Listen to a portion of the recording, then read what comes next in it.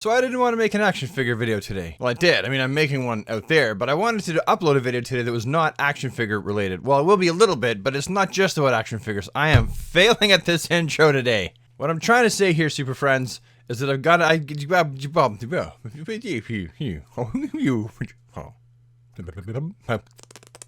Sometimes it's just fun to make videos about things that aren't action figure related, but are still DC related, and there are little bits and pieces I wanted to talk about. For some of you, the stuff I'm going to talk about will come as news, as in you've never heard it before, but for those of you who keep your DC finger on the DC pulse, you'll be like, Brad, I already know all this stuff. Doesn't matter, I want to talk about it because I have opinions about it, so let's have my say!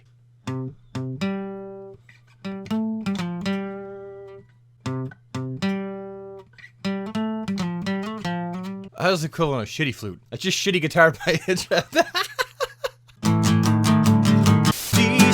talking points, DC talking points, DC talking points, DC talking points.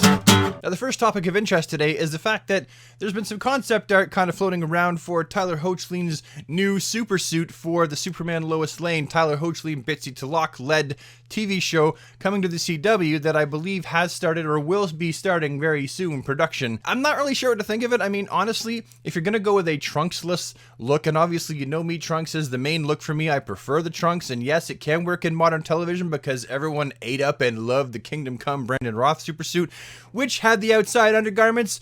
I feel like it could work in modern times. However, if you're going to go with a no trunks look, really, I feel like getting us close to the reborn Superman look, not the rebirth. I never liked rebirth because the blue was really dark and he didn't have red booties. You got to have the red booties. But if you're going to go with a no trunks Superman look, then going with the reborn look, I think it had the right balance of red, yellow, and blue. Honestly, if this new super suit has the ugly gold stuff and the cape not tucked into the uniform, then I feel like that's a great big fat gaff, because that always looks stinking ugly. I never liked how the cape attached to Hoechlin's suit. I think it looked stupid, and whoever was there designing suits that day and said, I know, let's have the suit kind of, you know, just attached to these things that also attach into the front of his suit. That looks good. I feel like the person showed up to work drunk that day, because that didn't look good at all, ever. Never. Like, never, forever, never. But I don't know if this is actually what the suit's gonna look like, because we all know that concept art pops up from time to time, and they're like, look, this is some concept art from such and such Batman movie.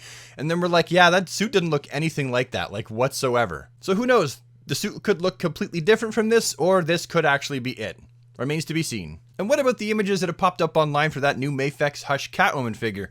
She looks good. I mean, I'm not going to say she's not the best Catwoman figure we probably ever got, but she probably will definitely be up there on the list somewhere as being probably one of the best Selina Kyle Catwoman figures we've ever received in the 6-inch scale. The small end of 6-inch, mind you. You probably can't pose these alongside your Multiverse and DC Universe classics, but I think that she's probably going to look fantastic and have great articulation, although I will say that I kind of wish that it wasn't Selina Kyle. I kind of wish that it was Tim Drake Robin. Like, if you were to say, Brad, which figures would you like Mafex to release next, which I think people did in the comments, because we already know Superman and Batman are coming out, I would have said Tim Drake, absolutely next, then Joker or Nightwing, and then after that, kind of, I'm not, you know, I wasn't that picky. But I really wanted Tim Drake next, and instead they were like, yeah, let's give him Catwoman. She's a great character, she's a good seller, however, she would not sell nearly as much as Tim Drake Robin, and I feel like when you're starting out a line like this, you really need to jump on with a bang to get people's attention and get more money sunken into the line so that you can produce the figures that might not sell as well, but are still essential to building the universe that these figures have been created to emulate.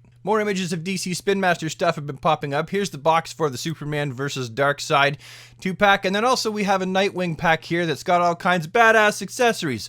Probably won't be picking up the Nightwing, but probably will be picking up the Superman vs. Darkseid because Spin Master is killing it. Seriously, right now as I make this video, I finally got my hands on the first Spin Master figures, and my Batmobile also came in the mail from Amazon like 3 or 4 days ago. And for toys that are marketed towards children and not collectors, these are fantastic. I would have been all over these as a little kid, and I would have been playing with these every single day before school, after school. I would have been sneaking them to school in my lunch kit. I would have been sticking them down in my thermos to hide them from my mom so that she wouldn't catch me. And yes, I used to do that. I used to stick figures right down in the liquid that was in my thermos. It was stupid. I could only do it with figures that didn't have capes. So let's just say the Flash might have gone to school with me a few times, while Superman never had that opportunity. I've also got some thoughts on Colin Farrell as the Penguin I have haven't talked about it before, so here is my opinion. Honestly, no sir, I don't like it. Why is that? Well, because Colin Farrell is a good action star, he's a good drama action star, but I can't ever picture him portraying one of DC's shortest, fattest, roundest characters. I just can't. I know that they're trying to go with modern things and stuff like that and changing things up, but I really hate it when people swap out sexualities, genders, ethnicities, and in this case also body types. If people raised a stink because Amanda Waller in the New 52 went from being a kind of shortish, fat black woman to a slender, sexy-ish looking black woman, if people got upset when all of a sudden DC lost the Oracle, which is Barbara Gordon in a wheelchair, and all of a sudden there was no wheelchair representation in the DC universe, then why are people not raising a stink that the DC universe, at least in the movie universe here, has lost one of its short, round, fat people? Is this fat shaming? I don't think it's fat shaming. Don't take me serious on that one. But honestly, I really do feel like Colin Farrell is not the right guy for the role. Will he do good for what the script actually wants him to do and deliver his lines good and be a dark, foreboding character? I'm sure he'll do a great job acting it. But Penguin is supposed to be short, round, fat, and eccentrically dressed. Colin Farrell is none of those things. He's one of Hollywood's most handsomest leading men, and that's my problem with Colin Farrell being posted as the Penguin. I think it's a bad casting choice. As always, though, we learn that quite often some of the bad casting choices end up being some of the best decisions, so please understand I will obviously watch the movie. I'm not a boycotter. I don't like who they chose for that person in the role, so I'm gonna boycott the movie. Meh. There are people that do that, so yes, I'm directly making fun of you. I'll just have to wait and see, like always, but yeah, I kind of wish they had chose someone else to play the Penguin, because there probably were better people to do it. Also, there's this image of Schuyler Lay. Oh, I know I'm pronouncing that one wrong. The CW's Alex Danvers in a black and blue Supergirl uniform, which is interesting. What does it mean? I mean, they have just had the Crisis, which I actually still haven't watched the whole thing yet because I can't get it anywhere. I don't have the CW. I may have looked up a few of the Superman scenes here and there, but I didn't want to spoil it all for me, so I haven't seen it all. Point being, why is she in that super suit? Does that mean that she's going to have superpowers when the show comes back? Or, like, what is going on? Are we going to have the Super Sisters? Or are you going to have the Super Sisters on account of I don't have the CW? Are the Super Sisters going to be a thing? And then finally, I was actually afforded the opportunity, I was invited, if you will, via email from McFarlane Toys to make the trip down to New York Toy Fair and given the opportunity to have a half-an-hour sit-down with Todd McFarlane himself, which would have been kind of fun to be able to ask him some questions, pass on some of your thoughts, maybe thank him for the excellent DC Multiverse McFarlane Toys that I've bought so far, that I've really enjoyed as an adult collector, but I won't be able to take advantage of this opportunity on account of I live in Canada and New York Toy Fair is in, well, New York. I'd have to pay for gas there, food there, hotel there, food there, admission to get in. Of course, I'm gonna need some spending money when I'm down there. And then I need gas and food money for the way back.